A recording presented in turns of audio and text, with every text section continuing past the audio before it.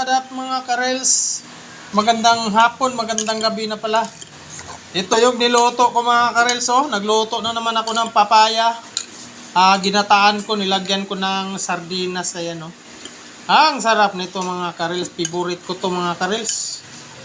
Noon hanggang ngayon, nandito tayo sa papaya na may gata at may sardinas. Napakasarap. Ayan ang hapunan namin mga karels. Ayan, mayroon kaming konti-unting mga pagkain. May pansit, may itlog, at siyempre may kanin. Ayan mga karels, maraming salamat. At magpapasalamat uli ako sa mga lagi kong ka-engage yan sa araw-araw, lalo na yung mga sa Star Sender ko. Maraming salamat talaga. At sa lahat na OFW, shout out sa lahat na nandyan sa ibang bansa. Mag-iingat at God bless sa lahat. At ulitin ko, maraming salamat sa Star Sender ko. Thank you sa lahat na support nyo sa akin. Ako rin 100% susuporta sa inyo. Maraming salamat Star Sender ko. God bless sa lahat at sa mga OFW. Thank you for watching at bye-bye. Kain tayo mga kares.